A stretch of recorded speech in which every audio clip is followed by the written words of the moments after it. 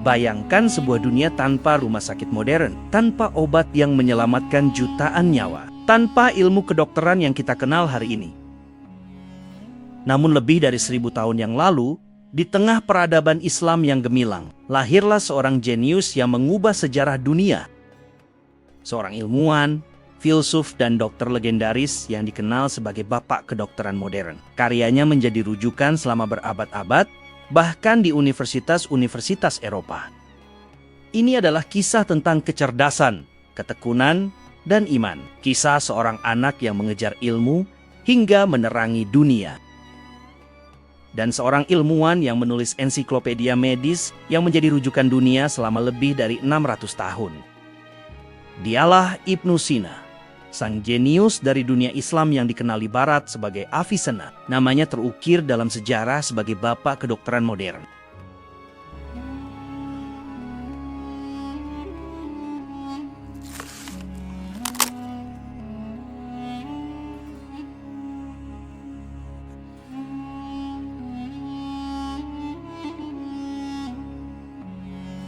Saksikan kisah selengkapnya hanya di Kismah, Kisah Hikmah.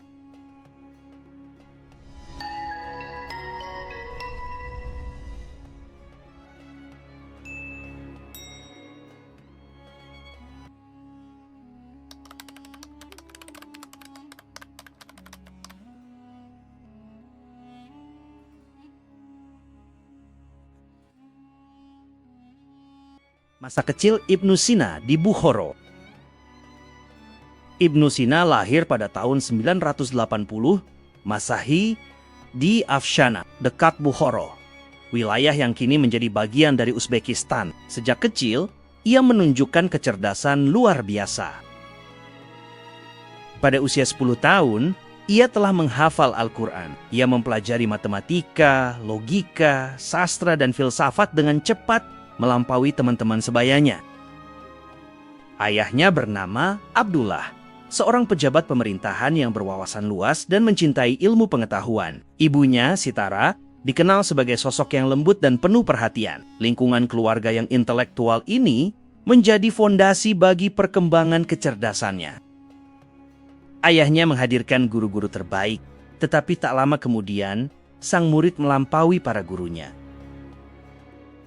Ibnu Sina mempelajari berbagai ilmu dari guru-guru terkemuka, di antaranya Ismail Az-Zahid dalam bidang fikih dan ilmu agama, Abu Abdullah An-Natili, seorang filsuf yang mengajarkannya logika dan filsafat. Ketika belajar kepada An-Natili, Ibnu Sina sering memberikan jawaban yang bahkan melampaui pemahaman gurunya. Bahkan gurunya pun terkagum-kagum. Sang murid kecil telah melampaui batas pengetahuan yang diajarkan kepadanya. Ibnu Sina dikenal sangat tekun dalam belajar. Ia membaca hingga larut malam dan memanfaatkan setiap kesempatan untuk menuntut ilmu. Dikisahkan bahwa ketika menghadapi kesulitan memahami suatu konsep, ia berdoa kepada Allah dan pergi ke masjid untuk mencari ketenangan dan pencerahan. Baginya, ilmu adalah cahaya. Ia belajar tanpa lelah, membaca tanpa henti, dan berdoa tanpa putus. Hijrah ke Bukhara, menemukan ilmu kedokteran. Keluarga Ibnu Sina kemudian pindah ke Bukhara, ibu kota dinasti Samaniyah. Kota ini merupakan pusat peradaban dan ilmu pengetahuan di dunia Islam. Di sana, Ibnu Sina memperoleh akses ke pendidikan terbaik dan bertemu dengan para ilmuwan terkemuka. Lingkungan yang kaya akan ilmu semakin mengasah kecerdasannya. Memasuki usia remaja, Ibnu Sina mulai tertarik pada ilmu kedokteran. Ia mempelajarinya dengan tekun dan menemukan bahwa ilmu tersebut tidak hanya menantang, tetapi juga mulia karena dapat menyelamatkan kehidupan manusia. Ketertarikan inilah yang menjadi langkah awal menuju kejayaannya sebagai dokter terbesar sepanjang sejarah. Pada usia 16 tahun, ia telah menjadi dokter yang diakui masyarakat. Lalu, ia berkata, Kedokteran bukanlah ilmu yang sulit. Namun di balik kesederhanaannya, ia memahami tubuh manusia dengan kejelian yang luar biasa. Kisah Ibnu Sina, menyembuhkan sang raja. Pada akhir abad ke-10, kota Bukhara menjadi pusat peradaban dan ilmu pengetahuan di dunia Islam. Di sana berdiri Istana Megah dinasti Samaniyah, tempat Sultan Nuh bin Mansur memerintah dengan kebijaksanaan. Namun suatu hari, istana diliputi kegelisahan. Sang sultan jatuh sakit dengan penyakit misterius. Tabib-tabib terbaik telah dipanggil dari berbagai penjuru negeri, tetapi tak seorang pun mampu menyembuhkannya. Hari demi hari berlalu. Harapan mulai memudar, dan suasana istana berubah menjadi sunyi dan penuh kecemasan. Di tengah keputusasaan, tersiar kabar tentang seorang pemuda luar biasa. Usianya masih sangat muda, namun kecerdasannya telah dikenal di seluruh Bukhara. Namanya adalah Ibnu Sina. Dengan penuh keyakinan, ia menawarkan diri untuk mengobati sang sultan. Meskipun awalnya diragukan karena usianya, akhirnya ia diberi kesempatan. Dengan langkah tenang dan hati yang penuh keimanan, Ibnu Sina memasuki istana kerajaan. Diagnosa yang menakjubkan. Ibnu Sina memeriksa sang sultan dengan teliti. Ia mengamati denyut nadi, kondisi fisik, serta keadaan emosionalnya. Dengan kecermatan seorang ilmuwan, ia menyimpulkan bahwa penyakit sang raja dapat disembuhkan. Ia menggunakan pendekatan ilmiah yang jarang diterapkan pada masanya, menggabungkan pengamatan, pengalaman, dan logika. Ketajaman analisisnya membuat para tabib istana terkesima. Dengan izin Allah, pengobatan yang diberikan Ibnu Sina menunjukkan hasil yang luar biasa. Kondisi sang sultan berangsur-angsur membaik, wajahnya kembali berseri, dan kesehatannya pulih. Istana yang sebelumnya dipenuhi kecemasan, kini dipenuhi rasa syukur dan kebahagiaan. Kejeniusan Ibnu Sina diakui oleh seluruh penghuni kerajaan. Hadiah terbesar dan perpustakaan kerajaan. Sebagai bentuk penghargaan, Sultan Nuh bin Mansur menawarkan hadiah besar kepada Ibnu Sina. Namun, pemuda jenius itu tidak meminta emas atau jabatan. Ia hanya memohon izin untuk mengakses perpustakaan kerajaan Samaniyah, salah satu yang terbesar dan terlengkap di dunia saat itu. Permintaan itu dikabulkan. Di sanalah Ibnu Sina menyerap ilmu pengetahuan dari berbagai peradaban yang kelak melahirkan karya agungnya Al-Qanan fi At-Tib. Lahirnya mahakarya Al-Qanun fi At-Tib. Setelah memperoleh akses ke perpustakaan kerajaan Samaniyah, kehidupan ilmiah Ibnu Sina mencapai puncaknya. Di tengah rak-rak tinggi yang dipenuhi manuskrip dari Yunani, Persia, India, dan dunia Islam, ia menyerap ilmu pengetahuan tanpa henti. Malam demi malam, ia menghabiskan waktunya untuk membaca, meneliti, dan menulis. Ditemani cahaya lampu minyak yang redup, ia merangkai pemikiran demi pemikiran dengan ketelitian seorang ilmuwan dan kebijaksanaan seorang filsuf.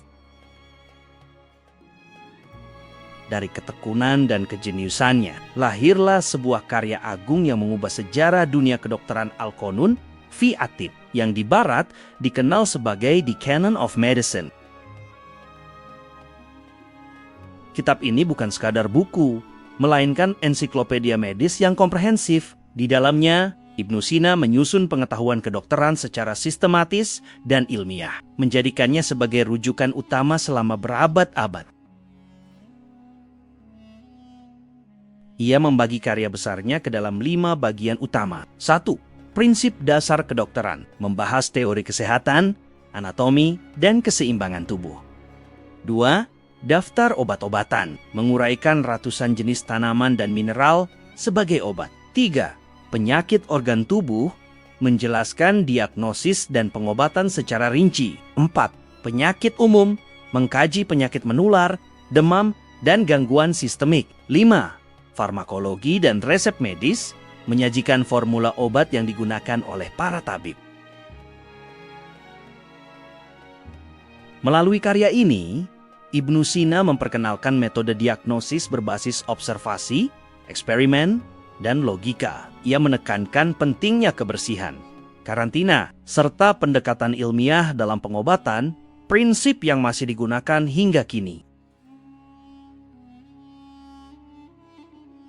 Selama lebih dari 6 abad, Al-Qanun fi Atib menjadi buku teks utama di universitas-universitas besar seperti Bologna, Montpellier, dan Oxford. Warisannya menjembatani ilmu kedokteran dari dunia Islam ke barat, menerangi peradaban manusia. Dari pena seorang ilmuwan muslim, lahirlah cahaya ilmu yang tak pernah padam. Dari perpustakaan Bukhara hingga universitas di Eropa, Al-Qanun fi Atib menjadi bukti bahwa ilmu pengetahuan adalah warisan abadi. Ibnu Sina tidak hanya menulis sebuah buku, ia menulis sejarah peradaban manusia.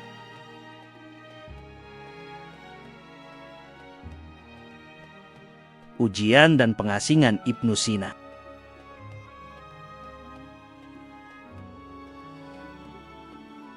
Setelah masa kejayaan di Bukhara, kehidupan Ibnu Sina berubah drastis. Dinasti Samaniyah yang menaunginya runtuh pada awal abad ke-11. Perubahan politik ini memaksanya meninggalkan kampung halaman. Ia harus mengembara dari satu kota ke kota lain demi mencari perlindungan dan kesempatan untuk terus menuntut ilmu. Dari Khwarezm hingga Gurgan, perjalanan panjang pun dimulai. Sebuah perjalanan yang penuh ketidakpastian, namun syarat makna. Kejeniusan Ibnu Sina terdengar hingga ke telinga Sultan Mahmud dari Ghazni. Sang penguasa mengundangnya untuk bergabung di istananya. Namun, Ibnu Sina menolak. Ia khawatir kebebasan berpikirnya akan terbelenggu oleh kekuasaan. Keputusan itu membuatnya harus hidup dalam pelarian, berpindah dari satu wilayah ke wilayah lain untuk menghindari tekanan politik. Ibnu Sina akhirnya tiba di Hamidan dan berhasil menyembuhkan penguasa setempat, Syams ad-Daulah. Sebagai bentuk penghargaan, ia diangkat menjadi wazir atau perdana menteri. Namun, jabatan tersebut membawa tantangan besar. Intrik politik dan kecemburuan para pejabat membuatnya menjadi sasaran fitnah dan permusuhan.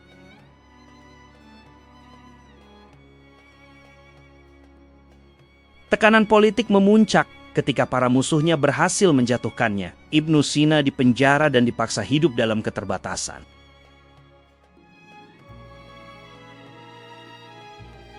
Namun, penjara tidak mampu membelenggu pikirannya. Di balik dinding yang gelap, ia tetap menulis dan meneliti. Baginya, ilmu adalah cahaya yang tidak dapat dipadamkan oleh siapapun.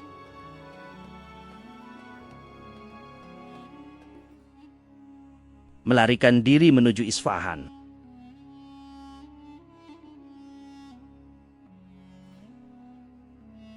Setelah dibebaskan, Ibnu Sina melarikan diri secara diam-diam dengan menyamar sebagai seorang sufi. Ia menuju Isfahan, kota yang menjadi pusat ilmu pengetahuan dan seni.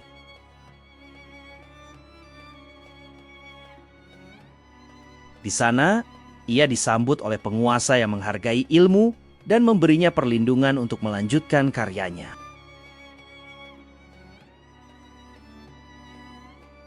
Di Isfahan, Ibnu Sina menikmati masa yang lebih tenang dan produktif. Ia menulis, mengajar, dan menyempurnakan berbagai karya ilmiahnya. Pemikirannya terus berkembang, menjadikannya salah satu ilmuwan terbesar dalam sejarah peradaban manusia.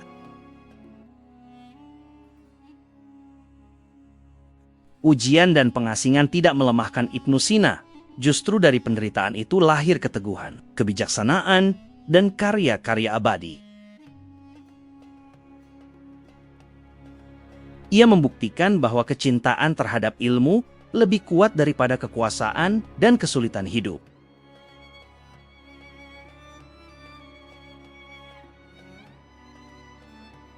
Empat karya besar Ibnu Sina. 1. Kitab Al-Qanon fil Tibb. Karya ini merupakan ensiklopedia kedokteran paling berpengaruh dalam sejarah. Selama lebih dari 6 abad, buku ini menjadi rujukan utama di dunia Islam dan Eropa. Di dalamnya, Ibnu Sina menjelaskan anatomi, penyakit, farmakologi, diagnosis, dan metode pengobatan secara sistematis dan ilmiah. Kontribusi utama kitab ini adalah standarisasi ilmu kedokteran, penggunaan metode observasi dan eksperimen, penjelasan tentang penyakit menular dan karantina, klasifikasi ratusan obat herbal dan mineral. 2. Kitab Al-Shifa. Meskipun namanya berarti buku penyembuhan, karya ini berfokus pada filsafat dan sains. Ensiklopedia ini mencakup logika, metafisika, matematika, dan ilmu alam, serta menjadi salah satu karya filsafat terbesar dalam sejarah Islam. Kontribusi utama kitab ini adalah sintesis pemikiran Aristoteles, pengembangan ilmu logika, dan metafisika, fondasi bagi filsafat Islam dan Barat. 3. Al-Najat atau The Book of Salvation. Al-Najat adalah ringkasan dari kitab Al-Shifa yang disusun agar lebih mudah dipahami. Buku ini membahas logika, metafisika, dan ilmu alam secara ringkas, namun mendalam. Kontribusi utama kitab ini adalah penyederhanaan pemikiran filsafat Ibnu Sina. Digunakan sebagai referensi pendidikan selama berabad-abad, memperluas akses ilmu bagi para pelajar.